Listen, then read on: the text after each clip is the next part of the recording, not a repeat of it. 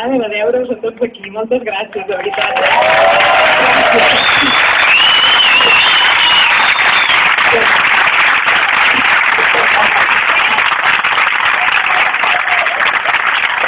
Sabem que molts de vosaltres heu hagut de maquinar i només heu vingut en tren, la qual cosa té els seus riscos. Molts esteu bastant un dels dies lliures de la vostra feina, de la vostra vida, i heu alterat el funcionament normal de les vostres vides per estar aquí avui. Per tot això, moltíssimes gràcies. L'Albano i jo també volem agrair a les moltes persones que durant les últimes setmanes ens han costat i han treballat de valents per difondre, per fer textos, per fer retuits, gent que ha estat pendent de nosaltres cada dia.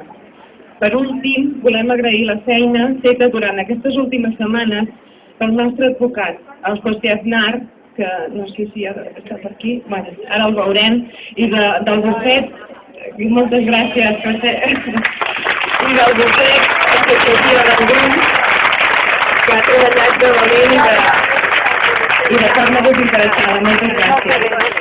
I ara hem fet un petit text per resumir una mica tot aquest periple i tota aquesta cosa que està passant i ara us la llegiré. Tot i que es parla molt de retallades, la sanitat catalana fa anys que està rebent un atac constant i sostingut. Diversos grups econòmics i polítics s'han fet forts a la nostra sanitat i han creat un entramat que ha fet rics a uns quants. Veiem, per exemple, com gent com Josep Prat, actual president de l'ICS, cobrava en secret 27.000 euros mensuals, pagats en diners públics. Hem vist com aquest senyor ha compaginat sense problemes el desmantellament dels hospitals de tots els catalans mentre treballava per una empresa d'hospitals privats que s'està fregant les mans veient com s'està deteriorant el nostre sistema. Hem vist gent com Ramon Bagó, que ha creat un imperi al voltant de la nostra sanitat i hem pogut llegir als diaris com desenes de milions d'euros de la sanitat pública han anat a parar a les seves empreses de manera totalment irregular. Hem vist com aquest empresari ha compaginat la gestió d'hospitals públics amb la provisió de serveis a aquests mateixos hospitals públics. Hem vist també com l'Hospital de Sant Pau s'ha estat pagant durant anys i anys sous milionaris a alts càrrecs que feia molt temps que no anaven a treballar. I estem veient aquests dies com l'il·lustre diputat, per dir-ho d'alguna manera, Xavier Crespo, va participar en una trama que, segons els auditors de la Sindicatura de Comptes, va ocasionar pèrdues als hospitals públics de Blanes i de Calella per valor de gairebé 3 milions d'euros. Avui, però, no estem a les portes de la ciutat de la justícia per aclarir tots aquests escàndols. Avui, els acusats som nosaltres, els que van informar de tot això. Justament, doncs, al contrari. El denunciant, el senyor que ens denuncia, el senyor Josep Maria Via, no és qualsevol. Ha estat soci del senyor Prat i és actualment company de Ramon Bagó al Consell d'Administració al Consorci Hospitalari de Catalunya, una entitat directament implicada, per exemple, en la gestió dels hospitals de Blanes i Calella, quan el senyor Crespo i els seus amics i familiars van protagonitzar el que a hores d'ara es coneix com el cas Crespo.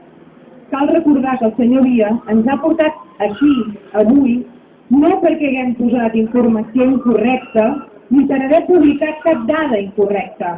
No ha pogut trobar res als nostres articles que no fos veritat. Res. El que defensa el senyor Via és el seu honor. El senyor Via s'ha ofès. Nosaltres, avui, compareixem davant el jutge, convençuts que tots plegats forma part d'una estratègia d'intimidació contra els que s'atreveixin a posar llum allà on el govern hi posa foscor.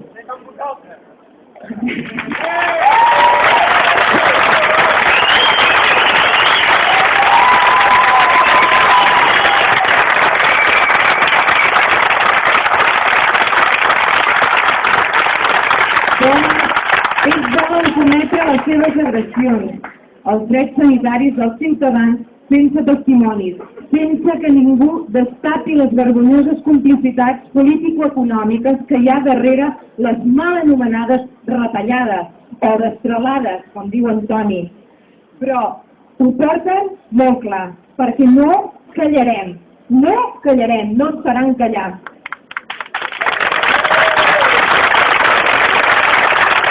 Encara que les demandes molestin, el patiment que estan provocant ens indigna i el denunciarem encara que ens posin 1.000 demandes amb milers d'advocats pagats amb els diners que han obtingut gràcies als suculents negocis que han fet a la sanitat. Nosaltres continuarem explicant el que ha passat. Aquests senyors de la sanitat no estan acostumats a veure els diaris, gràfics plens de fletxetes que van de les seves empreses privades a les empreses públiques que dirigeixen els seus companys de partit. No estan acostumats.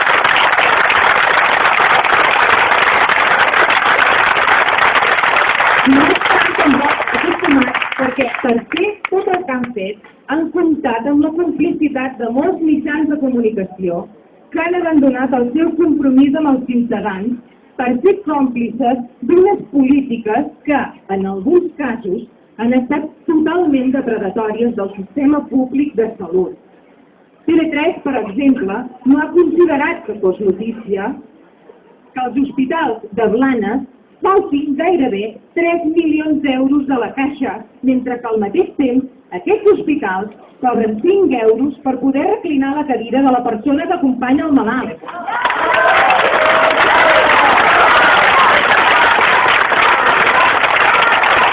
I per això, avui, més que mai, és d'enorme importància poder tenir mitjans de comunicació lliures i independents que l'únic compromís que tinguin sigui amb els seus lectors. Per això, fem una crida als ciutadans perquè recolzin els mitjans de comunicació lliures que encara queden. Per sort, al nostre país encara en queden molts d'aquests mitjans. Però sense el recolzament decidit de la ciutadania, quedarem en mans dels diaris i televisions controlades pels mateixos que s'estan enriquint a costa de la nostra salut. Convidem a buscar ofertes informatives, netes i honestes, amb el mateix afany en què busquem els millors aliments per a les nostres famílies. Sense informació no hi ha democràcia. Els règims de totes les èpoques sempre han tingut molt clar que el primer que cal fer és acallar qualsevol veu que destapi les seves vergonyes. La demanda que afrontem avui és un exemple de com de molesta és la premsa que no calla. La demanda de dia és un atac a la llibertat d'expressió, un atac que no és casual. Sense llibertat d'expressió, els que avui tenen el poder ho tindran més fàcil per atacar i destruir altres drets fonamentals que avui estan en perill. El dret a la vaga, el dret de reunió i manifestació i el mateix dret a una sanitat igualitària i pública ha estat el punt de mira dels que no volen que hi hagi mitjans de comunicació lliures que denunciïn com ens estan robant els drets. Per això cal defensar la llibertat d'expressió amb totes les nostres forces. Avui, un assessor d'Artur Mas ens porta als tribunals i un diputat de CiU ens ha amenaçat per fer-ho. Tenen por. Josep Maria Díaz té por de debatre, de posar les cartes a sobre la taula. I per això s'amaga als tribunals en comptes de donar la cara. Xavier Crespo té por perquè un grup de ciutadans està treballant perquè respongui per les seves accions. I tots plegats tenen por de la gent que no tenim res a amagar, que tenim les mans netes. Tenen por de nosaltres.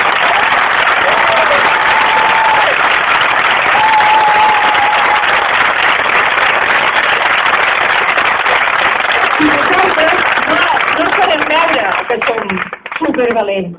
De vegades, nosaltres, la gent que treballem i complim la legalitat, també tenim por. Quan arriba a casa teva un sobre d'una demanda per 20.000 euros, et tremola tot, no dorms bé i penses en com pagaràs el lloguer o la roba dels teus fills si finalment et condemnen. Una por que es barreja amb ràbia quan llegeixes que qui t'ha denunciat donarà els diners als hospitals de Blanes i Calella, els mateixos que han estat presumptament espoliats pels mateixos que et denuncien. Però quan arriba el dia de venir al jutjat i veus i veus tanta gent al teu costat.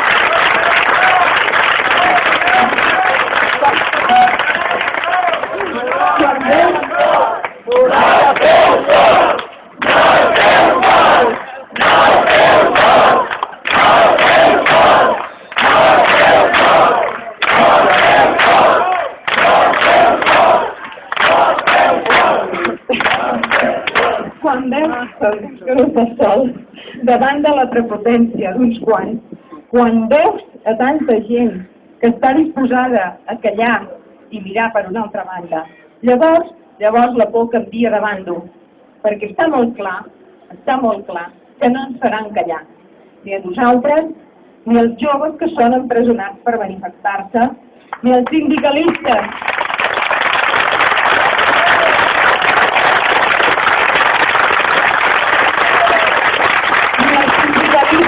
Amenaçats amb anys de presó, ni els milers i milers de ciutadans que no callarem davant d'una repressió i d'una destrucció de drets que necessita ser explicada. Malgrat les demandes contra la llibertat d'expressió i amb el vostre recolzament, continuarem fent el periodisme en el que creiem. Moltes gràcies. Molt bé.